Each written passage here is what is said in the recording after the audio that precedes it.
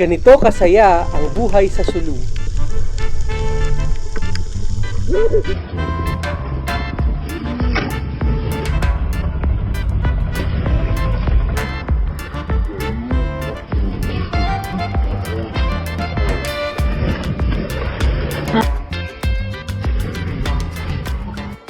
Umulan man, umaraw,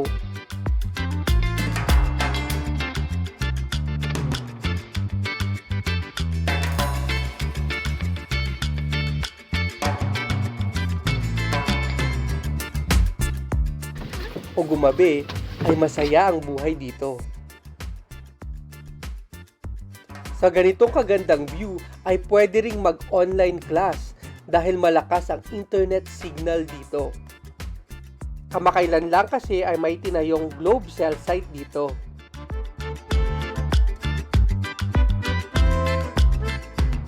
Ito ang nakakabighaning bayan ng Omar Sulu na biniyayaan ng napakagandang white sand beaches.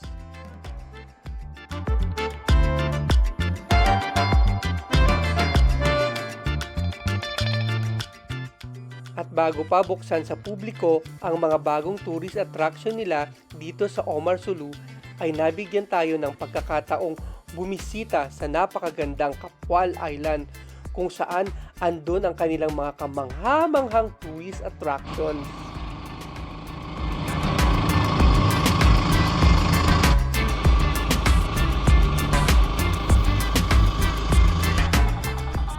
Dito sa bangka ay makikita mo na ang mga nangaakit na white sand beach at ang linaw ng tubig dito. So andito pa rin tayo ngayon sa Capual Island. So kung makikita nyo, pinong-pino itong buhangin. Parang sa Boracay. Yun no? Pinong-pino. Pinong-pinong puti yung buhangin. Parang sa Boracay. Yung texture niya, Boracay na Boracay. Ang ganda. Ang ganda dito sa Sulu.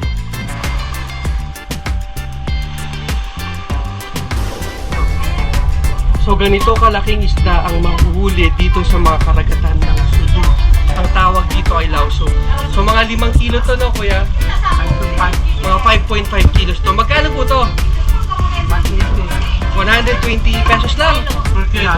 120 per kilo. So mga 600 pesos. Ay, hindi 700.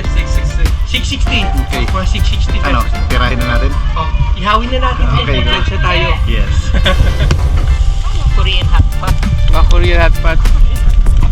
So eto na yung 5.5 kilos na isda kanina. So isang inihaw tapos tinola po ba to? Tinola.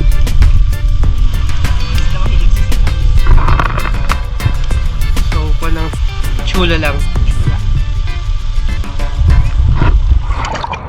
At habang kumakain kami ng tanghalian, ay ganitong view ang tumambad sa amin. Ito ang napakagandang sunny beach na open na ngayon sa mga turista.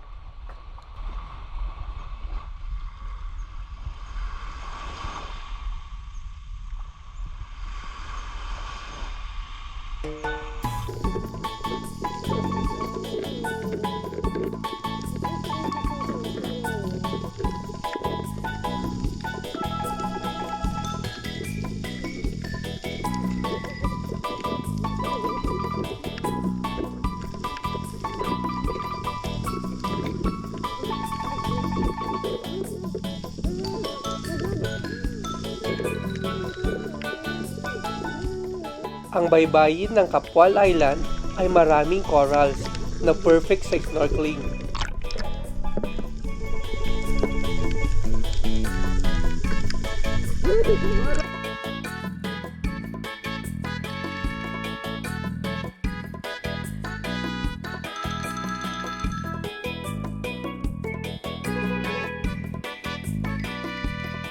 At alam nyo ba na dito sa Capual Island ay kinukulture ang mga mamahaling lobster? So dito sa Sulu, makikita yung mga maraming lobster. So ito yung mga cultured. Pag hindi na-harvest yung doon, pag hindi na-harvest yung doon, na binta na sa Zamboanga, ang doon is wild. Yung dito, cultured, maliit binili, palakihin. Pero pag bininta mo yung sa Zamboanga, ang presyo niya iba yung sa wild. Mahal ang wild. Mga magkano po itong lobster na to? Depende yan sa kuan. Kung pandemic ngayon, siguro medyo mababa. Dati umaabot siya ng 4,000 per kilo or 3,000 per kilo, ganun. Pag mga 3,000 na lang, hindi nila binibenta. Ganitong ginagawa nila. May malaking lobster dun.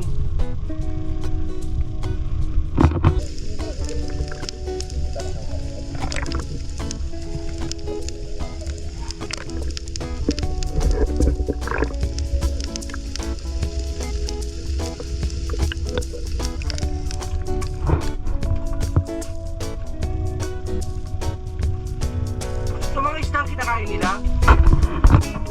So pupuntahan naman natin ngayon yung mga wild lobster.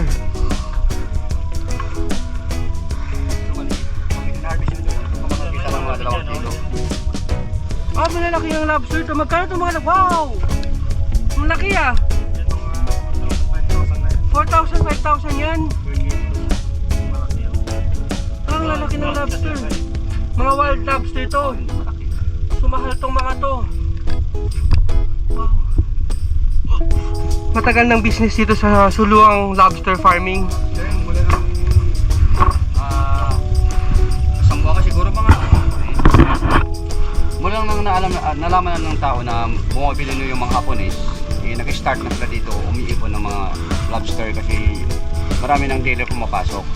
So, unti-unti naubusan sila ng kuan, marami na nakakakilala na mahal pala yung kuan, yung lobster. Unti-unti ino-operate niya lahat yung buong kapuluan dito yung malapit sa Sulu, lalo na dito sa amin sa Omar. Ngayon ang ginawa nila konti na gumawa na sila ng ganito, yung parang ganyan, this cage or ganito na. Doon sila nagbibili ng maliit, pinalaki, yun ang tinatawag namin na cultured. Pero yung mga wild, iba yung presyo niya, mahal yun. So pananday lang lamang, iniipon lang tapos i-deliver ng Zamboanga, gano'n. Itong mga naiwan, pinapalaki, maliit. Ano yung price niya? So eto daw yung mga pinagbalatan ng mga lobster. So habang lumalaki daw sila, nagbabalat sila ng ganyan. Saan po galing tong mga bangus po ninyo? May fish pan kayo dito ng bangus. Saan yung export ng mga bangus? Saan nyo binibenta? Sa Zamboanga. Sa gitna ng Capual Island ay may malaking fish pond kung saan dito nila kinukuha ang mga bangus. At maraming mga egrets at Philippine wild ducks ang matatagpuan dito.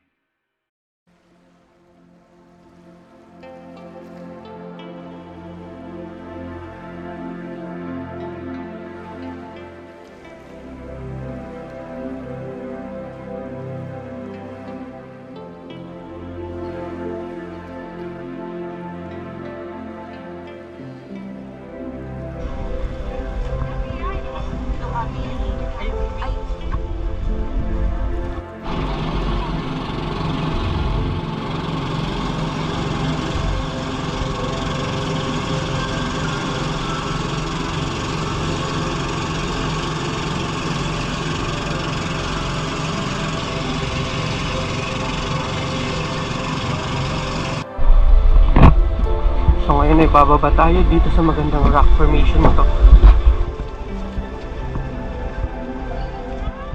Pero ang sikat na pasyalan na ngayon na pinupuntahan ng mga taga-Sulu ay ang Tandang Mairan Rock Formation dahil sa kakaiba at maganda nitong formation na gaya ng sa Biri Island. perfect na perfect ito na pang-post sa inyong mga social media accounts gaya ng Facebook at Instagram. At malakas ang internet dito kasi may tower dito ng globe.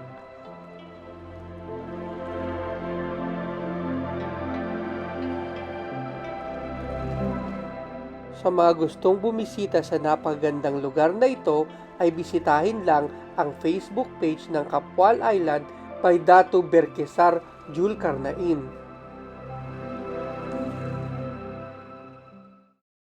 Next week, abangan ninyo ang mga di ko makakalimutang adventures dito sa Sulu.